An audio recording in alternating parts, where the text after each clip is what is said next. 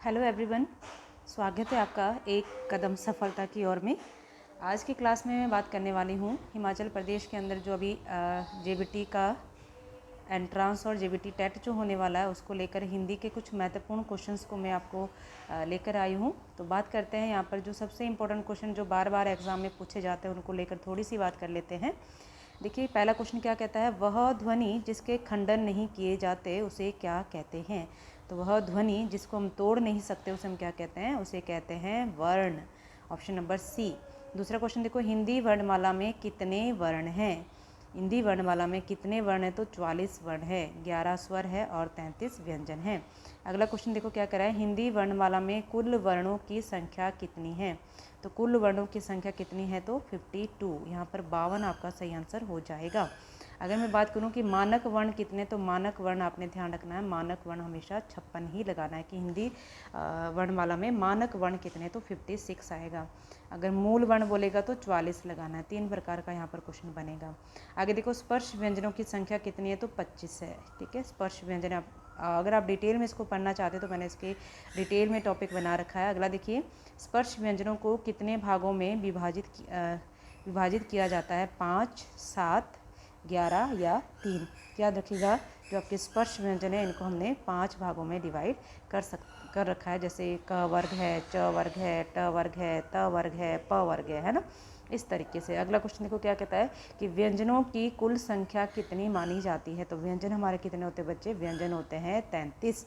अगला देखो 7, जिन वर्णों का उच्चारण करते समय अन्य ध्वनि की सहायता नहीं ली जाती उसे क्या कहते हैं। तो ये भी हमने अच्छे से पढ़ भी रखा है, लेकिन यहाँ क्वेश्चन के हिसाब से देखिए, जिनमें हम किसी अन्य वर्ण की सहायता नहीं लेते उसे हम क्या कहते हैं, उसे कहते हैं स्वर। जो वर्ण स्वरों की सहायता से बोले जाते हैं उसे क्या कहते हैं, तो ये भी आपको आना चाहिए, उसे हम कहते हैं व्यंजन।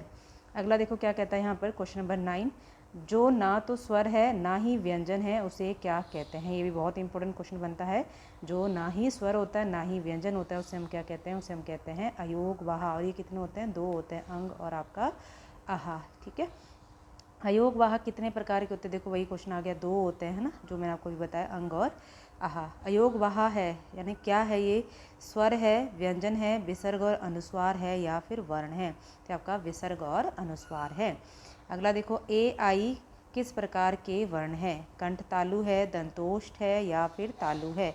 बहुत बार ये क्वेश्चन पूछा जाता है, तो याद रखिएगा ये आपका जो यहाँ पर राइट आंसर होने वाला है वो आपका कंठ तालु, ए आई। अगला देखो, ओ आउ किस प्रकार के वर्ण है। तो ओ आउ आपके क्या हो जाएंगे बच्चे, कंठ ओष्टे। ये आपका कंठ ओष्टे में आता है। अगला क्वेश्चन देखो क्या कहता है, कौन सा अग्र स्वर है, कौन सा अग्र स्वर है। तो अग्र स्वर में क्या आ जाएगा आपका, अग्र स्वर आपका ई और री। ठीक है, वृत्ताकार स्वर नहीं है, वृत्ताकार जिसमें वृत्त नहीं बनता वो कौन सा है। तो याद रखिएगा ऊ ओ, इनमें हमारे होठों की शेप कैसे हो जाती है, गोल हो जाती है, लेकिन जो नहीं बनाता वो आपका अ। तो यहाँ पे बी ऑप्शन आपका बिल्कुल सही आंसर हो जाएगा। अगला क्वेश्चन क्या कर रहा है, जीवा के आधार पर स्वर के कितने भेद होते हैं। तो ये भी बहुत इंपॉर्टेंट क्वेश्चन है। जीव के आधार पर आपके 3 भेद होते हैं, तो जीवा के आधार पर स्वर के 3 भेद यहाँ पर आ जाएंगे। ठीक है, अगला क्वेश्चन देखो क्या कहता है, कौन सी तालव्य ध्वनियाँ नहीं है। तालव्य ध्वनियाँ नहीं है वो है आपका कौन सी बेटा, ई है, च वर्ग है पूरा, च छ ज झ उसमें आता है, लेकिन य और र नहीं है। य और र क्या है ना, य आपका पता होगा यह तो है, लेकिन र इसमें नहीं आता है ना। री ये आपका ट वर्ग में आता है, कौन सा मूर्धा आता है र, इसलिए यहाँ पर जोड़ा नहीं बना रहा है। यह तो है लेकिन र इसका नहीं आएगा, इसलिए ये ऑप्शन यहाँ पर हमें टिक करना पड़ेगा। अगला देखो, कौन सा सही नहीं है। देखो आ तालु से बोला जाता है ना, बिल्कुल गलत। क ख कंठ से बिल्कुल सही है। य और व आपका अंतस्थ है। ठीक है, और आपका प फ क्या है, ओष्ठ है। तो बिल्कुल आपका जो यहाँ पर नहीं है पूछा है, तो ए ऑप्शन इसका हो जाएगा। ये आपका तालव्य नहीं है बल्कि ये कंठ से उच्चारित होता है। अगला देखो, निम्न में से घोष वर्ण नहीं है। ध्यान से देखिएगा, घोष वर्ण नहीं है, मोस्ट इंपॉर्टेंट क्वेश्चन ये रहेंगे आपके।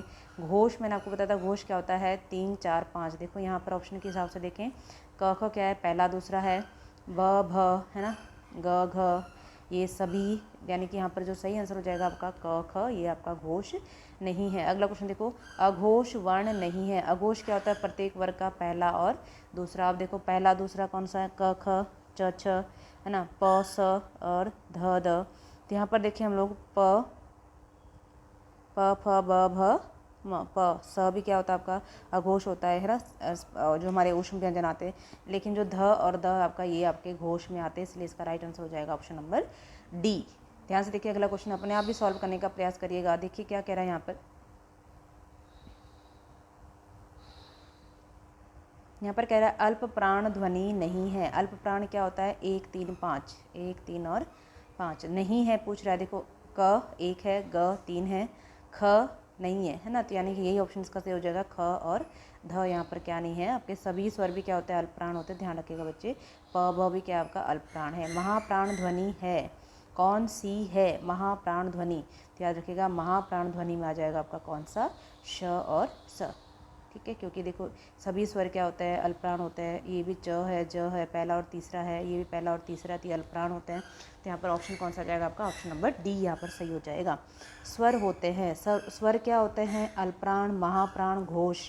तो याद रखिएगा अगर ऑप्शन के हिसाब से देखें तो अल्पप्राण भी होते हैं और घोष भी होते हैं क्या आपके स्वर। अगला देखो कौन सा विश्लेषण सही नहीं है, कि इनको बनाया गया है वो कौन सा सही नहीं है। क और श ठीक है, ज और य ठीक है, ज्ञ ये भी ठीक है, त र भी ठीक है, लेकिन श और र गलत है। तो इसका मतलब डी ऑप्शन यहाँ पर सही हो जाएगा। श्र का कैसे बनता है, तो ये वाला शलगम वाला श आता है, श धन र से बना ये श्र, ठीक है। अगला देखो क्या है, अर्ध व्यक्त करने वाली सबसे छोटी इकाई है। अर्थ को बताने वाली सबसे छोटी इकाई क्या होती है, तो मैंने आपको बताया भी था पहले भी क्लासेस में, तो ये होता है आपका शब्द। अगर आप इसकी डिटेल स्टडी करना चाहते हैं तो आप मेरे साथ जुड़िएगा, है ना। क्लासेस वाइज मैं इसको डिस्कस किया हुआ है कि कौन सा क्या होता है। आगे देखिए, अनुस्वार और विसर्ग को क्या कहते हैं। मोस्ट इंपॉर्टेंट क्वेश्चन है, अनुस्वार और विसर्ग को हम क्या कहते हैं बच्चे, अयोगवाहक कहते हैं। नेक्स्ट क्वेश्चन देखो क्या है, नासिकीय व्यंजन नहीं है। नासिकीय मैंने आपको बताया था प्रत्येक वर्ग का पंचमाक्षर होता है, तो इनमें कौन सा नहीं आएगा, तो यह यहाँ पर नहीं है। अगला क्वेश्चन देखिए, स्पर्शी व्यंजन है। स्पर्शी व्यंजन कौन से हैं। स्पर्शी व्यंजन आपको चूज करना है यहाँ पर, च छ ज झ, क ख ग घ, श श स ह, य र ल व। तो यहाँ पर आपने ध्यान रखना है स्पर्शी व्यंजन कौन से बचे, तो आपको ऊष्म व्यंजन ध्यान आना चाहिए। संघर्षी व्यंजन की बात कर रहा है यहाँ पर, संघर्षी व्यंजन है। तो यहाँ पर सी ऑप्शन इसका सही हो जाएगा, जिसमें संघर्ष करना पड़ता है। सभी के सभी जो ऊष्म होते हैं वो सारे क्या होते हैं आपके संघर्षी होते हैं। अगला क्वेश्चन देखिए, प्रकंपित व्यंजन है। प्रकंपित व्यंजन कौन सा आएगा, तो प्रकंपित आपको ध्यान में रखना है। प्रकंपित व्यंजन होता है आपका कौन सा, र, ठीक है। उत्क्षिप्त व्यंजन कौन सा है, तो ये मैंने आपको बताया था, ये नहीं होगा, अढ़ और अढ़। उत्क्षिप्त कौन सा होगा, देखिए ये इसमें आप फंस सकते हैं ए और सी में, लेकिन यहाँ पर ध्यान रखिएगा सी आपका बिल्कुल सही आंसर हो जाएगा, क्योंकि आपके उत्क्षिप्त में यही आ जाते हैं, क्योंकि ये विकसित हुए हैं। अगला देखिए, अर्ध स्वर है। मोस्ट इंपॉर्टेंट क्वेश्चन है, अर्ध स्वर कौन सा है, तो अर्ध स्वर आपको पता होगा, य और व यहाँ पर आ जाएगा। पार्श्विक व्यंजन है, बहुत बारी क्वेश्चन बना है। पार्श्विक व्यंजन क्या होता है, तो आपका ल आपका पार्श्विक व्यंजन यहाँ पर आ जाएगा। अगला देखो, कौन से अरबी फारसी ध्वनियाँ नहीं हैं। अरबी फारसी की ध्वनियाँ देखो, क ख क फ अ ल ग ज, कौन सी नहीं है, तो ये नहीं है, क्योंकि 5 होते हैं, क ख ग ज और आपके फ। ध्यान रखना ये 5 हिंदी में आई थी, है ना, तो याद रखिएगा। ह वर्ण का उच्चारण स्थल कौन सा है, तालव्य, स्वरयंत्र, कंठ या फिर कोई नहीं। देखो यहाँ से आप फंस सकते हैं, क्योंकि कंठ से भी ह का उच्चारण होता है और स्वर यंत्र से भी होता है, तो अगर ये दोनों ऑप्शन आपको मिलते हैं तो आपने स्वर यंत्र को ही यहाँ पर टिक करना है। तो यहाँ पर बी ऑप्शन बिल्कुल सही हो जाएगा बच्चे। अगला देखो, मूर्धन्य ध्वनियाँ कौन सी है, तो मूर्धन्य ध्वनियाँ कौन सी होती है, मूर्धा से इनका उच्चारण होता है, तो ट वर्ग आपका पूरा आता है, ट ठ ड ढ, ठीक है। प फ ब क्या है, ओष्ठ है, च छ ज तालु है, और त थ द ध आपका दंते है। तो यहाँ पर सी ऑप्शन बिल्कुल सही हो जाएगा। हिंदी वर्णमाला में मूल स्वर कितने, देखो ये घुमा के क्वेश्चन थोड़ा सा पूछा गया है कि मूल स्वर कितने हैं, तो मुख्य रूप से तो 4 ही होते हैं। 4 कौन कौन से, देखो अ, ई, उ और रे, ये आपके 4 रखे जाते हैं मूल स्वर। अगला क्वेश्चन देखो, हिंदी वर्णमाला का 11वां व्यंजन कौन सा है। देखो कितना आसान क्वेश्चन पूछा है, 11वां व्यंजन पूछा है यहाँ पर। तो अगर आप इसको गिनेंगे, देखो क वर्ग 5 हो गए, है ना, च वर्ग 5 10 हो गए, और ट वर्ग में देखो पहला ही क्या हो जाएगा आपका 11 वर्ण यहाँ पर आ जाएगा, तो ट यहाँ पर 11 वर्ण। देखो कैसे याद रखना है, क वर्ग में 5 ही हो गए, च वर्ग में 5 और 5 कितने हो गए 10, तो ट वर्ग का पहला ही क्या हो जाएगा 11वां, सिंपल। अगला क्वेश्चन देखो, भाषा की सबसे छोटी इकाई का क्या नाम है? भाषा की सबसे छोटी इकाई होती है आपकी वर्ण। ध्वनि है, लेकिन ध्वनि आपने नहीं लगाना भी, क्योंकि यहाँ पर मौखिक नहीं पूछा गया, सिंपल पूछा गया भाषा की सबसे छोटी इकाई क्या है। ठीक है, अगला देखो, तालव्य व्यंजन है। तालव्य व्यंजन कौन से होते हैं? तो तालव्य यानी जिनका उच्चारण तालु से किया जाता है, तो आपका क्या जाएगा? च वर्ग पूरा होता है, च छ ज झ। ट वर्ग क्या बचा? मूर्धा। त वर्ग दंत है आपका, और आपका प वर्ग आपका ओष्ठ आ जाएगा। देवनागरी लिपि में स्वरों की संख्या कितनी है? तो याद रखिएगा, देवनागरी लिपि की बात कर रहे हैं यहाँ पर, तो ऑप्शन के हिसाब से अगर हम देखें, देखिए क्या दिया है, 12, 13 या फिर आपका 10 या 11, चाहे कैसे भी पूछे, आपने 11 ही यहाँ पर स्वर की संख्या लगानी, तो आपका जो 41 का आंसर हो जाएगा वो हो जाएगा आपका 40 का आंसर हो जाएगा आपका 11। ठीक है, ऑप्शन नंबर 20 का बिल्कुल सही आंसर हो जाएगा। अगला क्वेश्चन देखो क्या कह रहा है, किस ध्वनि को अनुस्वार कहा जाता है? मोस्ट इंपॉर्टेंट ये, किस ध्वनि को अनुस्वार कहा जाता है बच्चे? तो याद रखिएगा, स्वर के बाद में आने वाली नासिक की ध्वनियों को हम क्या कहते हैं? अनुस्वार कहते हैं। जो स्वर के बाद आते हैं, अंग और आहा, ठीक है, उनको हम अनुस्वार कहते हैं। स्वर के बाद आता है ना अंग, उसको हम क्या कहते हैं? अनुस्वार कहते हैं। कौन सा वर्ण ओष्ठ्य नहीं है? इंपॉर्टेंट है क्वेश्चन, ये उच्चारण स्थान रखा गया यहाँ पर, कब पूछा गया था? देखो ग्रेड 3 में पूछा गया, ये बहुत इंपॉर्टेंट क्वेश्चन है। यहाँ पर देखो कौन सा नहीं है, देखो उ है, प भी है, व यहाँ पर नहीं आएगा, क्योंकि वह क्या होता है? आपका दंतोष्ठ होता है। अगला क्वेश्चन देखो क्या पूछ रहा है, अल्प प्राण ध्वनियों का समूह कौन सा है? अल्प प्राण, अल्प प्राण क्या होता है? 1 3 5, देखो 1 3 5 कहीं बन रहा है कि नहीं? देखो 1 2 3 बन रहा है, ये तो नहीं होगा। 1 च छ ज 3 च छ ज य, हाँ ये बन रहा है ना, कौन सा? च छ ज 1 3 5 क्या होती है आपकी? तो अल्प प्राण ध्वनियाँ होती है। तो यहाँ पर आपका बी ऑप्शन बिल्कुल सही हो जाएगा। ज्ञ किसके योग से बना है? बहुत इंपॉर्टेंट क्वेश्चन बनता है यहाँ पर। यहाँ पर आप इस ऑप्शन में और इसमें फंस सकते हैं, यहाँ पर ज्ञ यहाँ पर और यहाँ पर ज्ञ पर। ठीक है, याद रखिएगा, सी और डी में कन्फ्यूज़न आपको बन सकता है कहीं ना कहीं, तो आपने ध्यान रखना है यहाँ पर। यहाँ तो सीधा सीधा दिख भी रहा है, क्योंकि यहाँ है यहाँ पर, तो जिया आपका यहाँ पर बनेगा, डी ऑप्शन इसका सही हो जाएगा। अगला देखो, किस क्रमांक में सघोष व्यंजन है? किस में सघोष व्यंजन है? तो किस में है? क ख में है, य र में है, या फिर आपका त थ में है, या फिर प फ में है।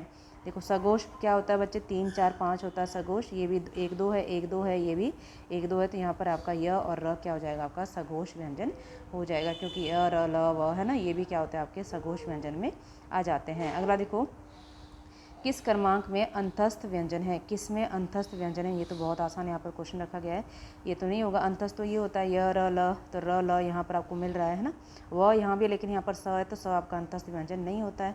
अगला देखो, किस क्रमांक में स्पर्श व्यंजन नहीं है? स्पर्श व्यंजन नहीं है, तो याद रखिएगा, स्पर्श व्यंजन कौन से होते हैं? देखो ख, ये क वर्ग है, ये त वर्ग है, ये भी त वर्ग का, ये तो यहाँ पर ये स्पर्श व्यंजन नहीं है, क्योंकि ये ऊष्म व्यंजन है।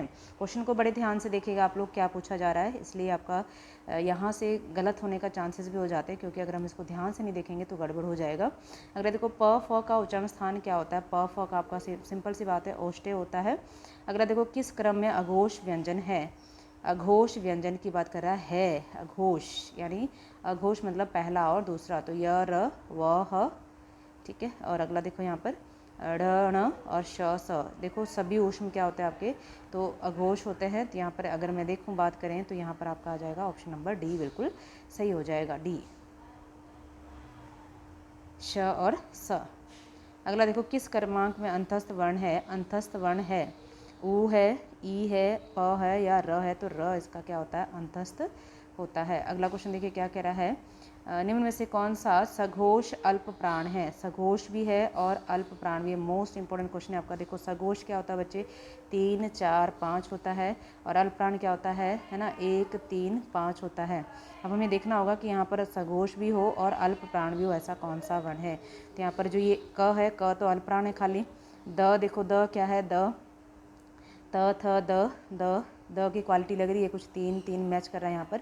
और छ देखो, च छ छ है ना, तो ये तो नहीं होगा। घ ये भी नहीं होगा, तो यानी यहाँ पर बी ऑप्शन बिल्कुल आपका सही हो जाएगा। द यहाँ पर सघोष भी है और अल्प प्राण भी है। देखिए 1 3 5 3 4 5 3 यहाँ पर मैच कर रहा है ना, अगर पांचवा वर्ण होता तो वो भी आपका यहाँ पर मैच कर जाता। ठीक है, अगला देखो स्वर होते हैं। स्वर क्या होते हैं बच्चे?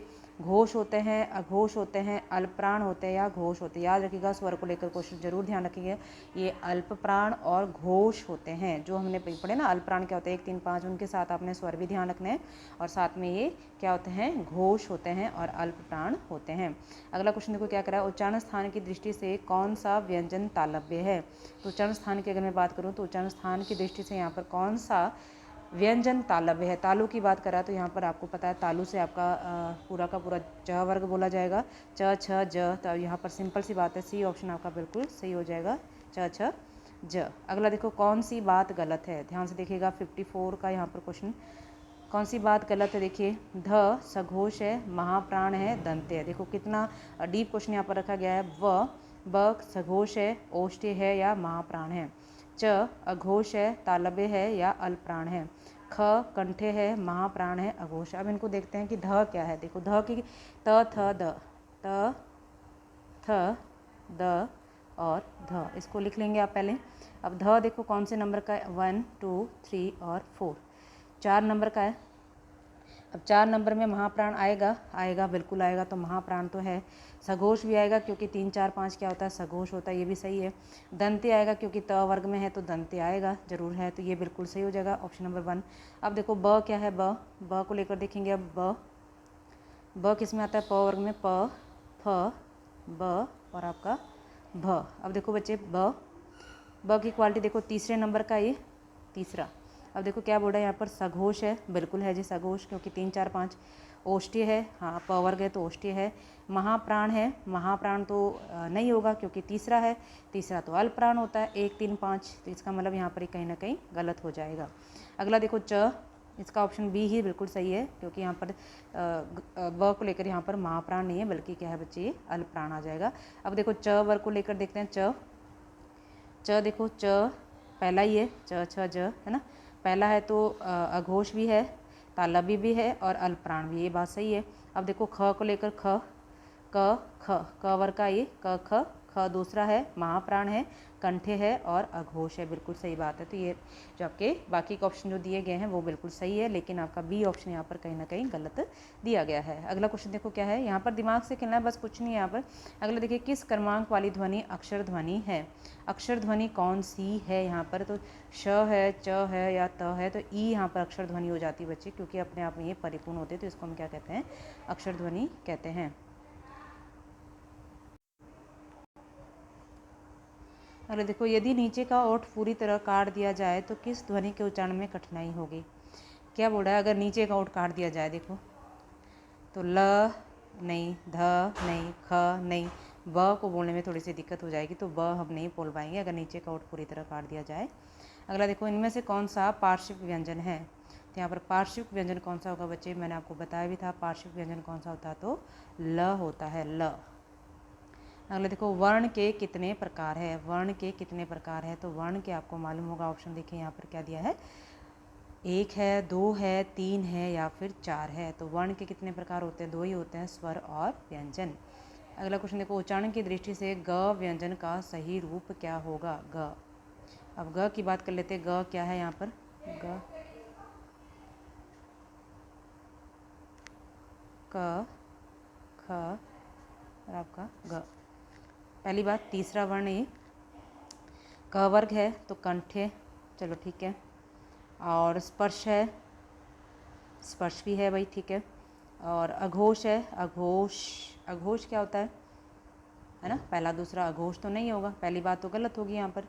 अल्पप्राण है, हाँ अल्पप्राण तो है। अगला देखो, कंठे है, स्पर्श है, सघोष है और अल्पप्राण है, ये बिल्कुल सही है, तो दूसरा ऑप्शन इसका बिल्कुल सही हो जाएगा, क्योंकि देखो जो आपका ग है, ग क्या है? कंठ से उच्चारित होता है, स्पर्श भी है, साथ में सघोष भी है, सघोष 3 4 5 होते हैं और अल्पप्राण भी है 1 3 5। अगला देखो, जिन स्वरों के निर्माण में ओष्ठ गोलाकार हो जाते हैं उन्हें हम क्या कहते हैं? समृद्ध कहते हैं, अर्ध समृद्ध कहते हैं, वृत्ताकार कहते हैं या फिर अवृत्ताकार कहते हैं। बहुत अच्छा क्वेश्चन यहाँ पर रखा गया है, वृत्ताकार होता है वो। अगला देखो, भाषा में स्वतः उच्चारित ध्वनि को क्या कहते हैं? किस नाम से पुकारा जाता है? जो यानी कि जिनका हम स्वतः उच्चारित ध्वनि को हम क्या कहते हैं? तो याद रखिएगा, जो स्वतंत्र होती है एक और से, उसको हम स्वर कहते हैं, स्वर, नेक्स्ट क्वेश्चन देखिए, अल्पप्राण वर्ण कौन सा है? तो अल्पप्राण होता है आपका कौन सा? पहला और तीसरा। तो यहाँ पर ए ऑप्शन बिल्कुल सही हो जाएगा। अगला देखिए, अनुनासिक स्वर कौन सा शब्द नहीं है? तो अनुनासिक, नेक्स्ट है अनुनासिक स्वर कौन सा शब्द नहीं है? तो अनुनासिक स्वर देखिए पूछा है, अनुनासिक स्वर कौन सा नहीं है यहाँ पर? तो गाँव है, दांत है, हंस है, घंटा नहीं है क्योंकि यहाँ पर अनुस्वार लगा है। अनुनासिक क्या होता है? जिसमें चंद्र बिंदु का प्रयोग होता है। देखो सब में क्या लगे चंद्र, यहाँ पर घंटा क्या है बच्चे? ये अनुस्वार लगा हुआ है। अगर देखो वर्णमाला में मात्रा का अर्थ है, मात्रा का मतलब क्या है? वर्ण की मात्राएं, वर्ण के उच्चारण में लगने वाला समय, ध्वनि का परिमाण या वर्णों का क्रम। तो याद रखिएगा मात्रा का मतलब यहाँ पर क्या है? वर्ण के उच्चारण में लगने वाला समय को हम क्या कहते हैं? वर्णमाला में मात्रा का अर्थ यहाँ पर लिया जाता है। हिंदी वर्णमाला में अयोगवाह वर्ण कौन से हैं? अयोगवाह वर्ण देखिए अंग और आहा, डी ऑप्शन इसका बिल्कुल सही हो जाएगा। अगला देखो, पदों का वह समूह जिसके द्वारा हम कोई बात पूरी कहते हैं उसे हम क्या कहते हैं?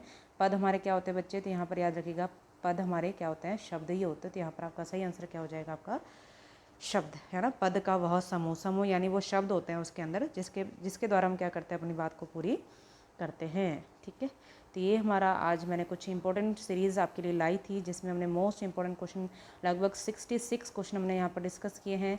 इनको आप बड़े ध्यान से देखिएगा बच्चे, क्योंकि ये आपकी किसी भी परीक्षा के लिए मोस्ट इंपॉर्टेंट क्वेश्चन रहने वाले हैं। इनको थोड़ा सा आप देख लीजिएगा।